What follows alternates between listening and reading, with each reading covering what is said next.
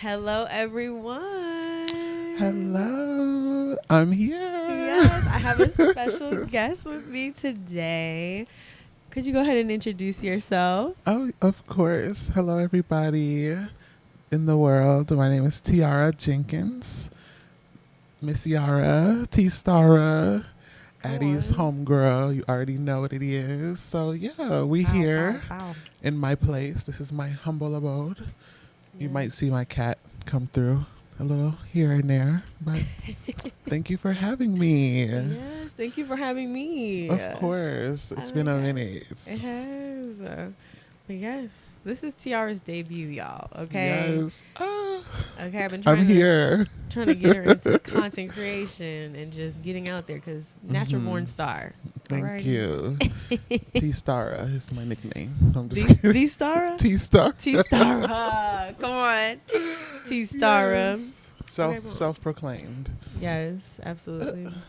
He's trying to bite my feet. Please. I'm sorry.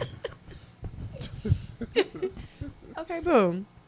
So we're going to get into today's topic on You Only Live Once podcast, okay, where we're talking about our legacy and just, what has made us us, who we're becoming. Okay, so the title is What Your Situationship - Relationship Taught You About Your Standards. This all goes into, you know what I'm saying? The dating, the love. Of it all. Mm-hmm. So go ahead. Teeyara is also Cupid, okay? They have a way with love, relationships, and moving on. And I love that. Wow. Because it goes moving hand in on hand. one. Yeah. Like, maybe I need to figure that one out. No. You be knowing what to say, like, actually, and then the energy, you just move forward. Like, you know how to move forward. Okay, yeah.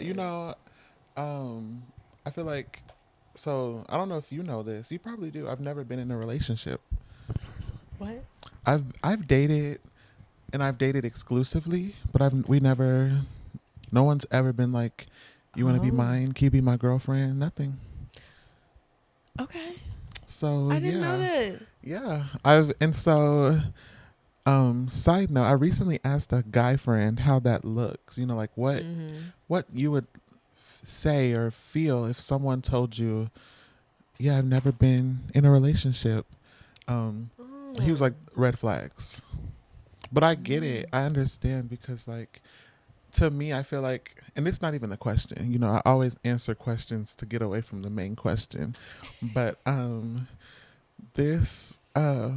just feel like that's a red flag because I understand, like the world we're living in with the dating apps and all that stuff. And truly, I feel like low-key dating apps are a jail. Like, you get on it, you're not getting off. Yeah. Ooh, so what is that about that? Like, the jail part, and then how, I guess, you see your standards within that, because they promote it. Oh, you're gonna find your love, or at least like this is a gateway to being in a relationship or to having love, right? So, I feel like for standards, you learn to kind of knock them down a little for those dating apps, especially like. Or maybe it's just like the longer you're in it, the more you're like, well, I mean, I know we're not going to be talking in a little, so let you talk to me and see what's up, But I feel like to answer the original question, situationships have definitely, wait, what was the question again? I'm sorry. What do you feel that situationships teach you about, like, your standards? And then I guess let's define what standards are. Because we can have our standards, but once you're in a relationship and you start liking somebody, the standards get a little fuzzy. Yeah. You know? Yes. And how do you stay loyal to that? We're going to get into that, but yeah. So let's define like standards. Standards, like my like checklist or whatever. What are your standards? Okay. In a general sense. Okay. Yeah. So the hard ones, like the hard no's, or like the need to haves is, I feel like first is like a vision, which is, that's skipping a lot of like basic moral stuff, but you have to have a vision to know what you want to do and where you want to go. Because I feel like I've been in situations where I'm talking to someone and I don't like how stagnant they feel. And it's like same thing every day. Um, Same way we talk every day. It's just like, and when I asked you, this is actually something that happened recently. What are your goals? Um, and he told me, I want. I said, what are your goals for the next 3 to 5 years? Like, do you have a goal, or where do you see yourself? And he said, um, and this is no shade. Like, this is no shade to anybody, but he said he would like to be a manager at the Amazon that he works at. And I was like, okay. Like that's a long time away from now, but I guess stuff like that takes some time. And then on another instance, I asked him, he just want to be in the business. Like a few weeks or a week or so later, I was like, so where do you do you have any goals? And he was like, no, because I don't like to fail, or I don't like to not achieve my goals. So he don't have goals. So he doesn't have goals because he doesn't want to fail them. Yeah, he said he stopped doing that. What? Because of that. And so I feel like I'm naturally I get it from my mom. Like naturally I'm someone who wants to speak life into people. And so I find myself like in situations where it's like I'm the battery. I don't need to always be the battery. If I'm the battery, you got to be the adapter. Come on. I'm looking at this thing that looked like an adapter. But yeah, okay. like that part. So that's why that's kind of moved up a lot recently too. But the more simple ones, like of course you got to be single. Because that's a thing nowadays too. Like people looking for people who are not single. You gotta be. I don't even feel like I get into like the money. Like I don't feel like the money thing is something that I should be expecting of someone, knowing that anything could happen. You could be anywhere. My last year, what I was going through last year. So for sure, like, that kind of checked me a little with that. But you just gotta be sustaining. If you're sustaining, that's good. I'm good. But the man with the plan. The vision. Emphasis on the vision. A little charisma, uniqueness, spontaneity. Okay. Confidence. Yes, confidence. And then like put something on. Don't just be you gotta dress a little. And if you ain't dressing, I'm gonna help you. I might try at least. Yes. Send you a link or two, I love that. Okay. But yeah. So those are the standards. We love that. I feel like there's so much. Like I could keep talking. Like I feel like true. The standards could go. So those are like the ones top of mind. Oh, family oriented too, or at least be respectful to family. Okay, I love that. Okay, so then, as we all get into relationships, how do those standards get a little fuzzy? Like, what makes it like that? Because they can check off like majority, 70%. Yes. But absolutely. Yeah. What does that look like for you? So I feel like one of the no's I'm trying to implement is you can't have kids but I'm in the middle with that because being a trans woman, I can't have my own kids. So it's almost like, you had your kids already. I can't give you kids, so we good. But I know people who, I know sometimes I do want kids and then sometimes I don't. So I feel like that's one that I'm always like kind of teetering. Like, I like you, you have kids. I'm willing to see where things go. But I feel like I'm someone who, when I'm getting into you and I'm getting serious about it, there's definitely those like shades or the filters you start to put on, and I've when it's over and when you know like that person is not who you're going to be talking to or continuing to move with, it's kind of like, damn, you really just settled, or you was like, um this, what's the word I'm trying to look for, when you're Disassociating. no, like betraying yourself and your values, like that's that, like ding ding ding right there. Happens a lot, but that's why Loki picked this, because it's something that I'm working on slash like trying to move past. But yeah, I feel that, and I feel because like our relationships do shape who we become, or basically who we are. yeah, Your relationships are literally a reflection of who you are and how you treat yourself. You know, and it's only so much you can do or go through or overlook or even be very strict on. You know, it's like finding that kind of like balance. yeah. I love the term like you are who you hang around. I like Facts. that, because when I look at the people that surround me, I'm like,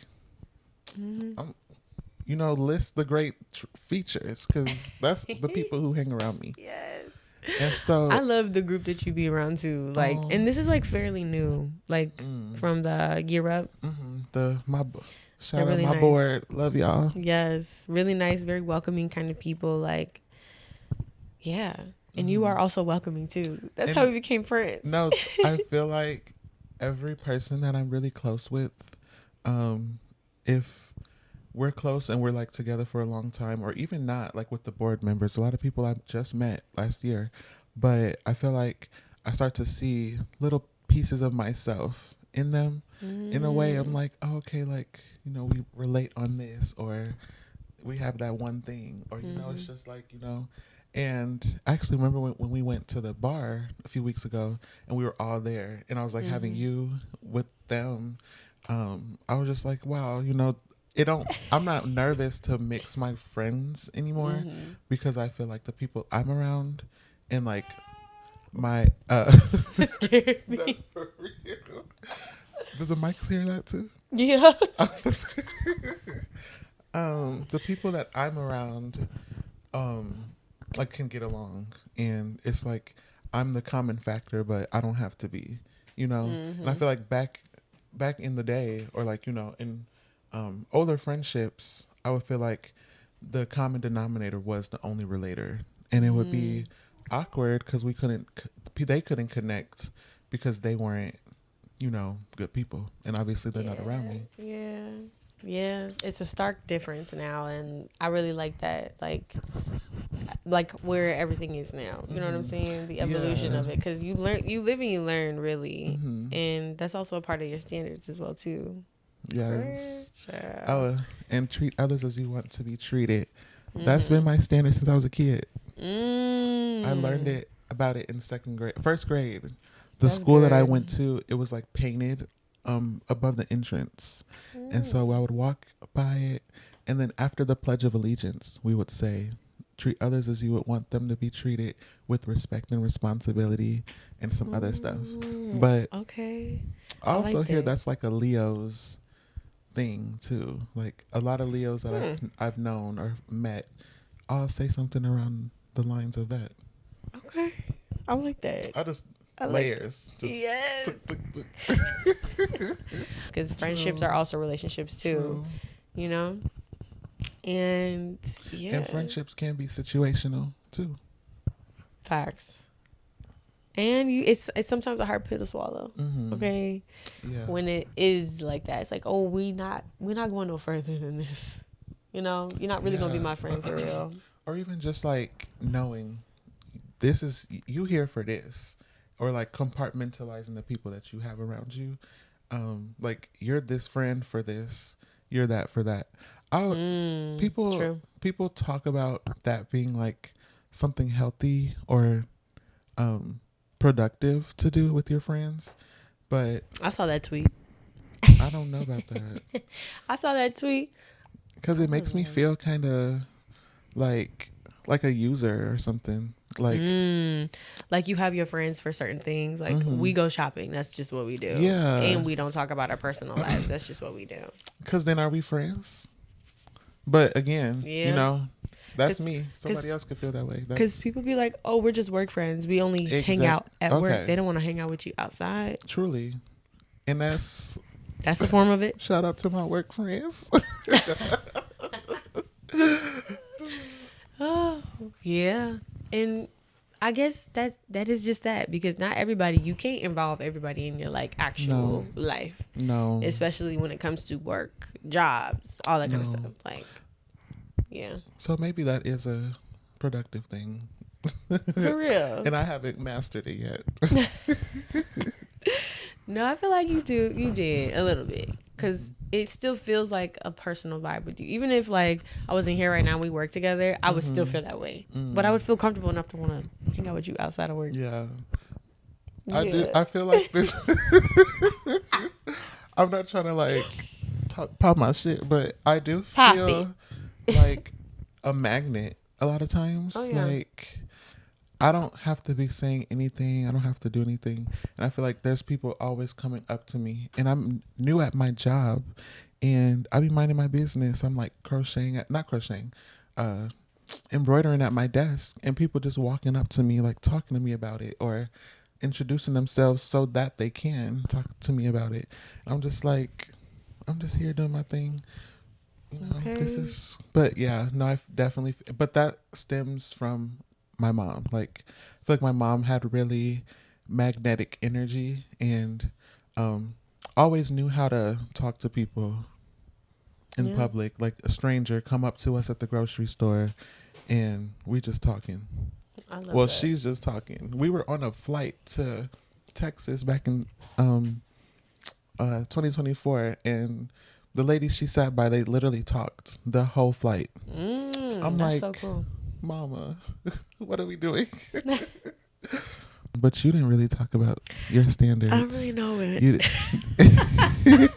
Okay, right. You're the one in the relationship, too. Okay, right, true. Okay. I'm sorry, y'all. So we talked about me, you know, my standards. I don't even know if I know your standards. And I know you're in a relationship now, so I would love to hear about. I be honestly thinking about you in your relationship all the time, just like, I wonder how they doing. I wonder how Addie is. Yes. Okay, when it does come to standards, I feel like before I met Kaylin, even when I did meet him, I just started to just shape them more and more ever since, like, you know, you just think about things. You start daydreaming about who you want your person to be. Experiences, like how you want to feel. And I feel like I drew my standards from that, you know, and he has to be a man with a plan. He has to have a career. He has to be goal oriented. Like, he has to work out. Basic little things, and he has to treat me well, you know. He has to lead, you know. But of course within that, I feel like standards get a little fuzzy, because though you may have called in or asked for exactly what it is that you want, but it's so, things get very personalized or customized. That person, that human being that you called in, they also have their own shit. They also have their own quirks or things about themselves that you were not expecting. And I feel like once you get in a relationship and y'all are past that first stage, you start experiencing that. And I feel like this is where people get it fucked up about standards, because now your person is being a human. They're being who the fuck they are. You know what I'm saying? Yeah. And then they want to abandon that because you're not following the script that I have initially, you know what I'm saying? So that's the weird part about the standards conversation, because motherfuckers are so cookie cutter and ready to jump ship as soon as shit gets different. Yeah. I know people who are like, oh, this is the thing about standards. I feel like I'm a little different. Like, I feel like people, they're like, oh, you're this way, but I don't like this. I'm done with you. And I feel like if I'm liking you and you're some type of way, I'm willing to like kind of work with it, see how I manage with it, knowing I said I didn't like this, or this is something I don't want to do. But I also know how life is. So we go through things that we don't expect to. And we come out the other end like not knowing, not expecting to either like it or knowing we didn't like it and continuing to move on. But yeah. And I guess that's like the hard part. Like, okay, where do we go from that? Yes. No, truly. Keep talking. So yeah, I honestly feel like there was a time I said I would never let somebody like stay in my place. Like, like what they call them, Homosexuals? yes. And I did. I literally said a year ago, I was like, I would never. This year, it happened. Not that long, no. It didn't happen long. But, I was just, it's one of those things where it's like, never say never, Yeah.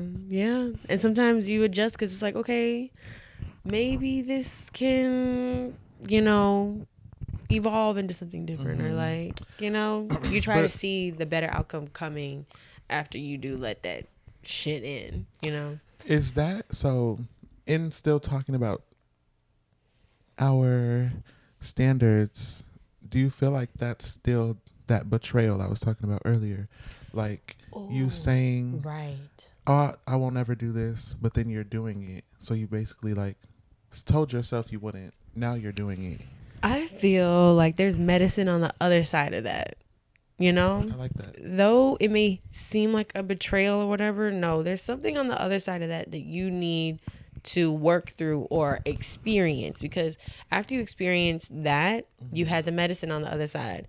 Boundaries. You're not going to treat me, blah, blah, blah, blah, you're not going to do this or even communicate with me like that. Like I'm offering grace, or I'm offering like, what do they call it? Not help, but like shelter, right? Oh, bitch. Mercy, right. Is that, yeah, I didn't want to interrupt you. I didn't know what that was. It does like 30 minutes, but it can still hear me out here. But yeah, after you do that, I just believe that there's medicine on the other side of that.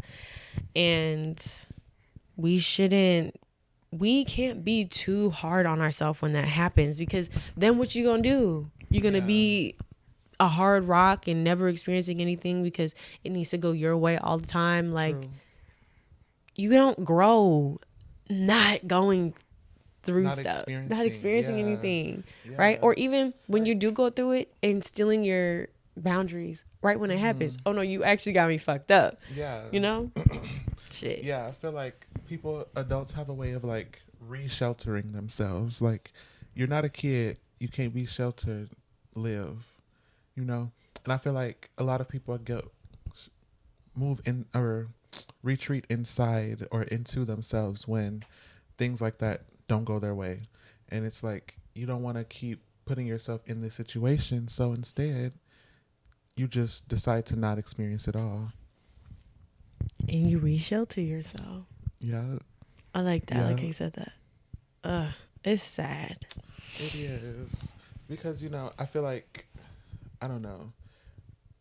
I feel like there's a way to be like messy and tell yourself, oh, I'm doing this for the plot.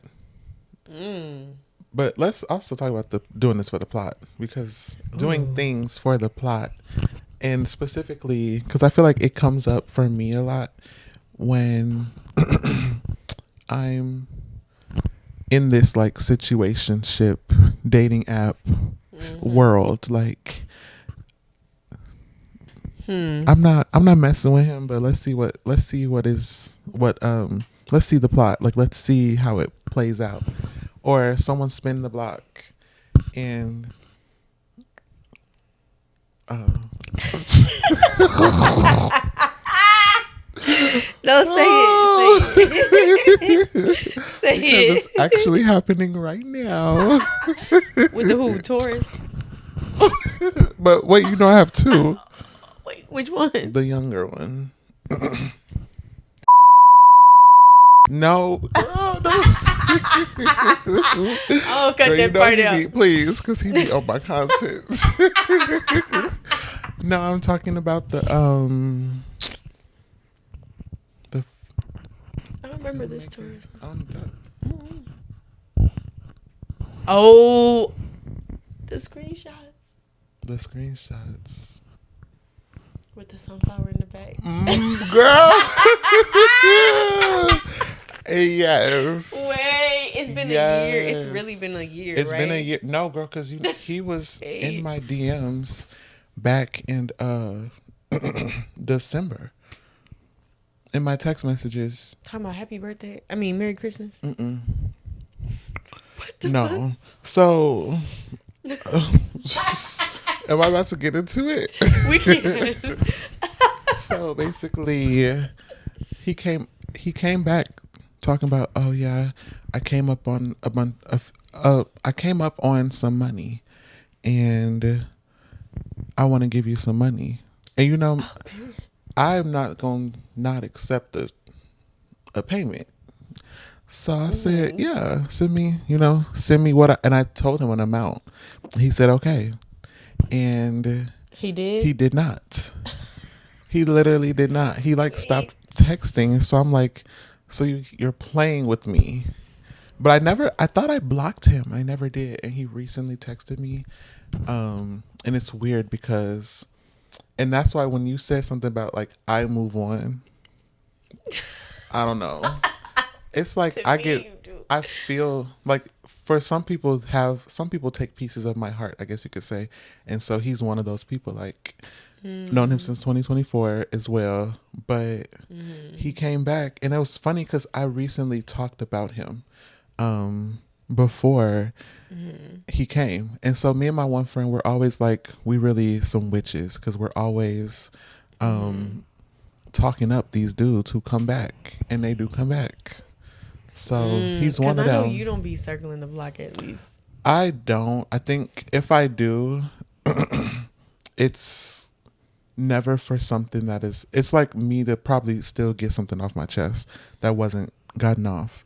Or if I see you come up, I'll probably say something because I'm like, you came up. I see you, so I must check. But it's not like we finna be best friends or try this again.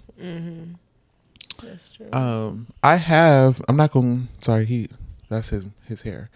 I will say I have though, cause I like what I know. So that's the bad thing about someone coming back who you had, ill with. And so I told him, I'm like, he said, yeah, why haven't you blocked me? I said, yeah, I'm a little silly, huh? Because you really, 2 times. He's trying to clock your teeth. 2 times, I should have definitely been blocked you. But he came up with a new number, so that's not my fault. They stay doing these they new be doing numbers them with little you. loopholes and back doors and stuff, so, yeah. Oh my goodness. I can't believe it's him. So it's him. I can't believe it's his ass. And we actually, last night, I'll tell you about this later, but some little disagreement came about. But he in therapy now. Oh. So he's calling himself growing. Okay. And reforming. We hope. We hope. How old is he? Stop. No, he's 24. Okay. Or 23. 23 or 24. Okay. Like my sister's age. Yeah, he's turning 24, I think. Okay. So the youngest I always say is I'll go, oh wait. Yeah.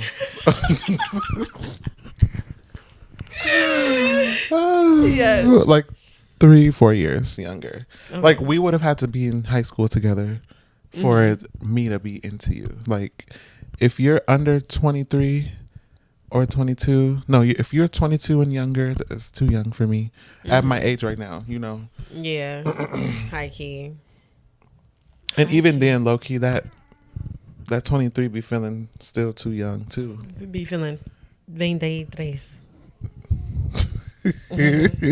Very much. 23. Oh my goodness. Yeah, okay. So the plot. The plot, right? Okay, That's boom. me doing it for the plot. Okay, so my interpretation of people doing it for the plot, because I used to be a plot ass bitch too, right? Those days. Those days for real, because you're not really yourself. No. You're just. You're just letting life. Honestly. You're moving with life. And it's kind of funny because you start saying shit that you wouldn't say. Mm-hmm. Like, you really be bold when you're doing it for the plot, you know? And I feel like them plotting days, I feel like people who do this shit for a plot, low-key, I'm not saying this about you, but I'm saying for people who be tweeting about it, they know they don't want anything else from this person. They know they don't want it to go any further into like actual serious territory, so that it's no longer a plot, so that it's really our story. But it's always going to be your story. People put the plot there to distance themselves from being responsible for what the fuck occurs in their relationship. Oh, and in a connection. Clock that. And that's absolutely, you can say it about me because I've been there. I've said, oh, you know, me and my one friend, we call it a throwaway. Like, oh, he's just a throwaway. I'm gonna just, you know, see what's going. Yeah, add on. Literally a side quest. A la carte.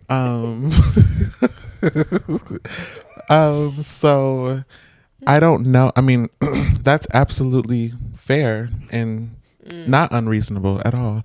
And I feel like the times that I'm going in with that mindset, I'm always shocked. Like, I'm always like, oh, okay, you're actually not bad at all. Or this wasn't a bad experience. Or whatever I did for the plot, this is not, like, you know.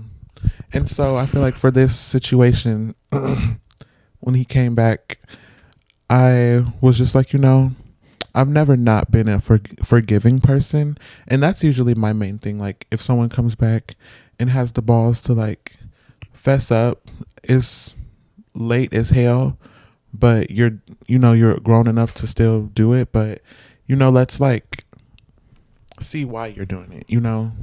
And so, yeah.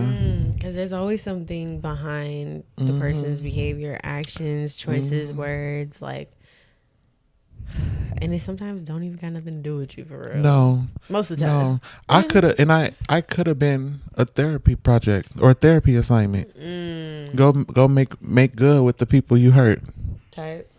And, you know, that's it. And that, you know, I respect therapy. I respect people wanting to better their minds and their psyche, their, you know, life.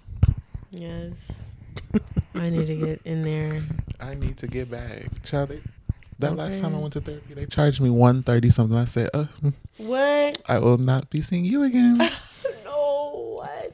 You know, mental health is expensive, chill. It is. I thought we could get, like, discounts or something. For what? Mental health, like therapy. Why? I mean, like, you said you thought. I'm sorry. Like, I'm actually confused. What you mean?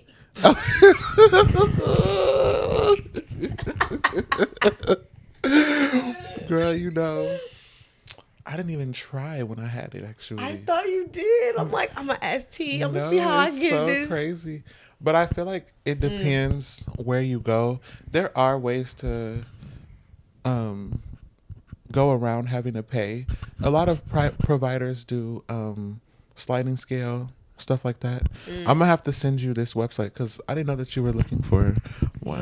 I'll send you this website.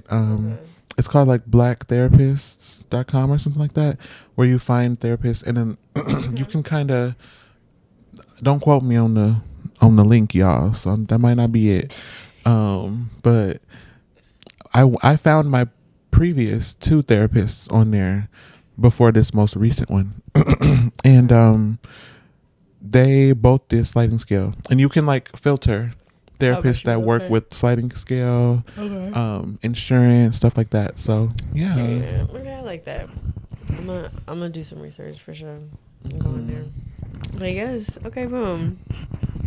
Being a therapy quest or a healing quest, because some people, you know, I don't like it when people from the past do that, or even like friendships from the past, they like try to do that to make good with you That shit is weird. I'm sorry. I don't even like when people say sorry to me because I'd be like, you don't mean it. You wouldn't have did it if you didn't mean it. But That that's is also so true. immature. Yeah. Because some people can be sorry. Like I do be sorry when I'm rude or when I say something or when I feel some kind of way. Like, you know, just trying to not be stubborn in that. It's hard. I also just feel like I'm sorry when it happened. You know, I'm like, oh, maybe a day or two. It's not gonna go too long before I apologize. And I'm a very like acknowledging type of person. Like I do something wrong, I will admit it, or you tell me I did something wrong, and I'm like, oh my gosh, like let's fix it there. Yes. Right then and there. Don't come back 2 years later and talk about, you know how I did you so wrong. Right. Because it's kind of like you took it as a joke, and you think it's okay to now be like, oh yeah, you know, as if one, I'm still looking for that apology, but also two, like I don't know. I don't want to say like it's bad to apologize, but I've definitely gotten a lot of those, especially them like old friends spin backs trying to rekindle or, you know, do stuff like that. And I feel like we were talking about something where we were talking about how people see you or something like that. It was one of the topics I think that you were talking about, but I was like, oh, that's a good topic to talk about that old friend group. But yes, trying to or being friends with people who don't see you for your current self. I think that was like the topic or something. But yeah, I don't know. It takes what you teach me is to have a softer heart and a very like forgiving heart, to let your heart actually move, and that takes a lot of courage, it takes a lot of confidence, and it takes a lot of love. Like you have a lot of love to give for that and allow for that. That's why you can be in those spaces. That's why I call you Cupid, because the love is always going to be there. It is, whether it's circled back or not in romantic sense. You know how to navigate that and move through that. Yeah. And I think that it's funny, I got the tattoo emotional. This is my first and only tattoo. And I always laugh at it now because it's like the way I was then and the way I was now, I'm emotional now. Like then I was so guarded and like so like closed off to a lot of things. And it's so interesting how I seen that in myself back then. But now I'm like, yeah, it definitely resonates now because I will cry. Yeah. Something going on, I'm literally tearing up, like drop of the hat. Yes. My sister was telling me she hit a bird, and I'm literally crying reading the text messages about it. But yeah. Love that. I know, yeah. So yeah, the first time I saw you cry, we all cried together.